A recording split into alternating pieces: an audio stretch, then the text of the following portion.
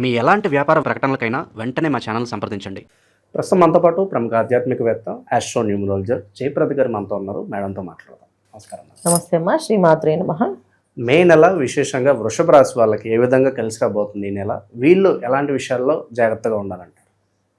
తప్పకుండా వృషభ రాశి వాళ్ళకి ఈ మే మాసం అంతా కూడా కొంచెం అనుకూలంగా శుభకార్యాలు జరిగే అవకాశాలు, ఎప్పటి నుంచో వివాహాలు అవ్వట్లేదు అనుకునే వాళ్ళకి వివాహాలు జరిగే అవకాశము, ఇంట్లో కొంచెం శుభకార్యాలు జరిగే వాతావరణము, ఇంట్లోనే కాకుండా బంధువుల్లో కానీ ఎక్కడైనా తెలిసిన వాళ్ళలో కానీ ఆ శుభవార్తలు వినడము, ఏదో మంచి జరుగుతుందనే ఒక మంచి మంచి వార్తలు వినే అవకాశాలు వీళ్ళకి ఎక్కువగా ఉంటాయి ఈ మాసంలో. ఎందుకు వీళ్ళకి అంత అనుకూలంగా ఉంటుంది అంటే అన్ని విధాలా వీళ్ళకి ఒకటి లాభస్థానంలో శనేశ్వరుడు, అది వీళ్ళకి యోగాన్ని ఇస్తుంది. వృషభ రాశి వాళ్ళకి ఏదో ఉద్యోగాల్లో వ్యాపారాల్లో అనుకూలత విపరీతంగా ఉంటుంది.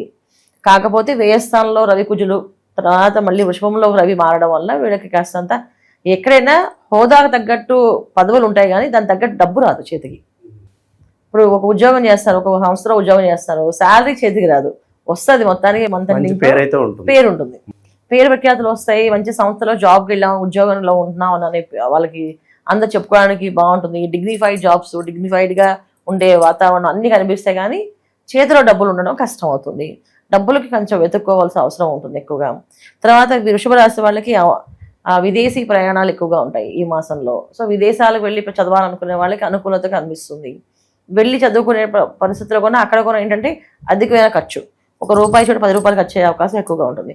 వ్యయస్థానంలో కుజ రవిలు, తర్వాత మళ్ళీ జన్మరాశిలో వృషభ రాశిలో బుధ శుక్రులు.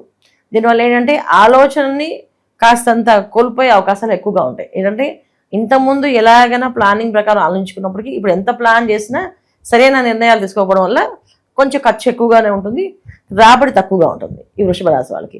ఈ రాబడి తక్కువ ఉండడం వల్ల ఏంటంటే ఏ పని చేసినా అది ఆపేటట్టు ఉండదు ఏ పనిని. ఇప్పుడు ఇది తగ్గించుకోవడానికి ఉండదు. ఇప్పుడు విదేశాలు వెళ్ళాలి, ఖచ్చితంగా షాపింగ్ చేయాలి. ఈ షాపింగ్ చేసుకునే విషయంలో ఒక 4 జతలు కొనే బదులు 10-15 జతలు 20 జతలు కొనే అవకాశాలు ఉంటాయి. తర్వాత కొంతమంది కారు ఏమైనా వెహికల్స్ కొనుక్కుందాం అనుకున్నప్పుడు ఒక బడ్జెట్లో కారు కొందాం అనుకుని అక్కడికి వెళ్ళాక ఈ కారు కంటే ఈ కారు బాగుంది అని బడ్జెట్ పెంచుకోవడం అవకాశం, ఇలాంటివి జరిగే అవకాశాలు వీళ్ళకి ఎక్కువ ఉంటాయి. అంటే వీళ్ళు అనుకున్న ప్రతిదీ దానికి డబుల్ అయ్యే అవకాశాలు ఎక్కువగా ఉన్నాయి ఈ మాసంలో. అంటే అది మంచి అవ్వచ్చు, చెడు అవ్వచ్చు. ఇది మనం గోచారీత్యా జరిగే గ్రహస్థితి వేరు, వాళ్ళ జాతకంలో ఉండే యోగాలు వేరు. వాళ్ళ జాతకంలో అదృశ్య యోగాలు ఒకవేళ బాగున్నప్పటికీ కొంచెం అనుకూలంగా జరుగుతుంది. ఒకవేళ జాతకంలో బాగాలేకపోతే ఇది ప్రతికూలంగానే ఏర్పడుతుంది. ఇది కొంచెం అంత అనుకూలమైన సమయం కాకుండా పోతుందన్నమాట. రెండోది ఏంటంటే ద్వితీయ స్థానంలో గురువు వీళ్ళకి ఉండడం వల్ల ఏ పని అయినా చేసేటప్పుడు కాస్త ఆలోచించి చేయాలి. ఎందుకంటే ఒక్కొక్కసారి చేసేటప్పుడు పనుల్లో అతిగా మాట్లాడడం కానీ, ఆహార నియమాలు పాటించకపోవడం కానీ, దానివల్ల కాస్తంత అనారోగ్య సమస్య వచ్చే అవకాశం ఎక్కువగా ఉంది. దీనివల్ల వీళ్ళు కొంచెం ఆరోగ్య దెబ్బతిండి ఆ సమయానికి అందుకోలేకపోవడం, ఎన్నాళ్ళ నుంచో వేచి ఉన్న ఉద్యోగం కోసం లేకపోతే ఇంటర్వ్యూ కోసమో దీనికోసం వెళ్దాం టైంలో వీళ్ళకి ఆరోగ్యం దెబ్బతినే అవకాశం ఎక్కువగా ఉంటుంది. ముఖ్యంగా ఏంటంటే కంటికి సంబంధించిన ఇబ్బంది కానీ, కంట్లోంచి నీళ్ళు కావడం కానీ, తర్వాత వెన్నుకు సంబంధించిన ప్రాబ్లమ్స్ కానీ, బ్యాక్ పెయిన్స్ కానీ ఎక్కువగా వస్తాయి. సో వీటి విషయంలో ఏంటంటే కొంచెం సరైన నిద్ర, సరైన ఆహారం టైం తీసుకుంటే వీళ్ళకి కొంచెం అనుకూలంగా మారే అవకాశం ఉంటుంది. లేకపోతే కొంత కష్టం అనేది కనిపిస్తుంది. కుటుంబ పరంగా ప్రేమ అనురాగాలు కావచ్చు, దాంపత్య జీవితం ఎలా ఉండబోతుంది?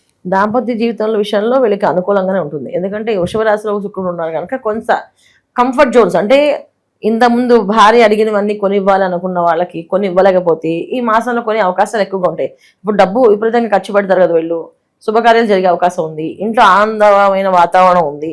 ఇంట్లో ఎప్పుడు ఆనందంగా ఉంటుంది, మనకు కావాల్సిన వస్తువులు కొనుక్కున్నప్పుడు, ఇష్టమైన వస్తువులు కొనుక్కున్నప్పుడు, ఇష్టమైన వాళ్ళతో మనం కలిసి మాట్లాడినప్పుడు, ఇష్టమైన వాళ్ళతో వ్యవహారాలు నడిపించినప్పుడు ఇవన్నీ కదా నచ్చుతాయి. ఇవన్నీ జరిగిన వల్ల కొంచెం ఆనందమైన వాతావరణం ఉంటుంది. కానీ సమయానికి ఆ డబ్బు అందడం కొంచెం వీళ్ళకి ఆలస్యం జరుగుతుంది.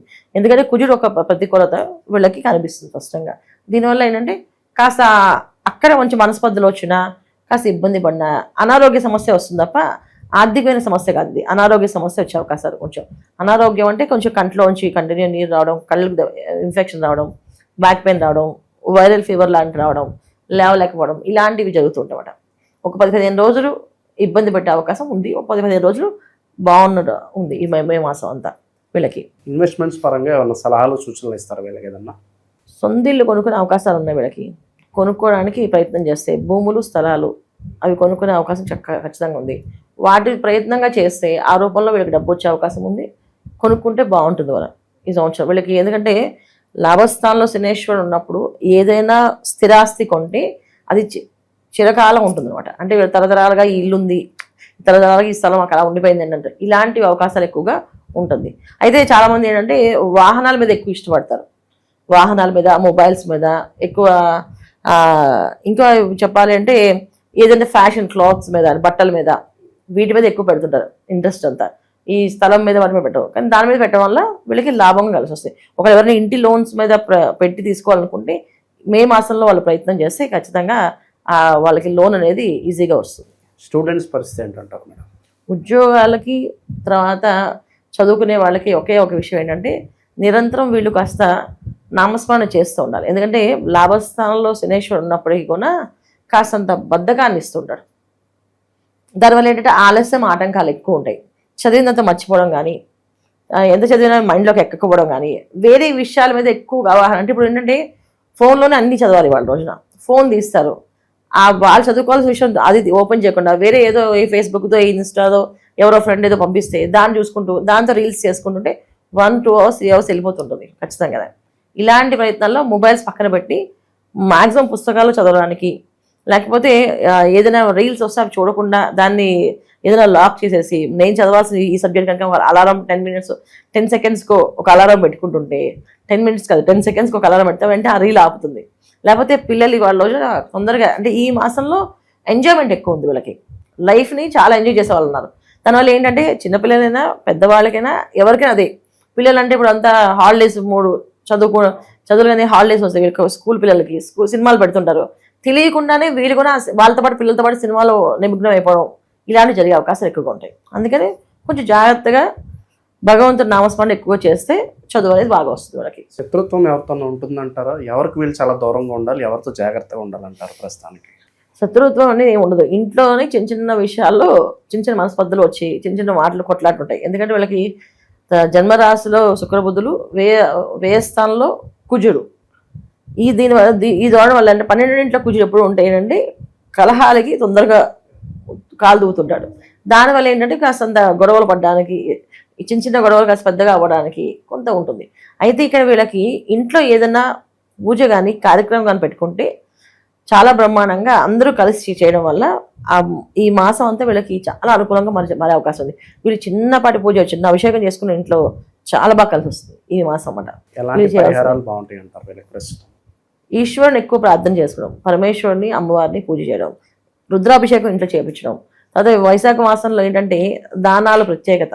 ఈ వైశాఖ మాసంలో ఏదైనా దానం ఇవ్వడం, అంటే వాళ్ళు నచ్చిన విషయాల్లో ఇప్పుడు చాలామంది వాళ్ళ స్తోమత తగ్గట్టు ఒక 10% వాళ్ళు సంపాదించే శాలరీలో 10%, 5% మనం ఎంత డబ్బు దానం ఇస్తే మనకి అంత కలిసి వస్తుంది. అలా దానం చేసే విధంగా వాళ్ళకి ఎదుటి వాళ్ళకి ఏం కాదు. మన దగ్గర చాలా మంది దానం అంటే ఏంటంటే మన దగ్గర ఏవైతే ఉంటే అవి ఇచ్చేస్తుంటారు. అలా కాదు, అక్కడ అవసరమైన వాళ్ళకి ఏవైతే అవసరం ఉందో అది ఇవ్వడం ముఖ్యంగా. ఇంకా అన్ని అంటే పెద్దవాళ్ళకి వృద్ధాశ్రమంలోకి వెళ్తే వాళ్ళకి మాత్రలు, మందులు అవి కొనేవాళ్ళు ఎవరు ఉండరు. దానికి వాళ్ళు పెన్షన్లో తెచ్చుకుని కొనుక్కుంటుంటారు.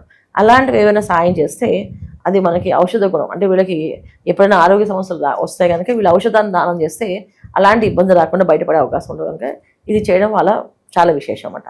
మంచి విశ్లేషణ ఉంచారు. ధన్యవాదాలు. నమస్తే అమ్మా. శ్రీమాత్రే నమః.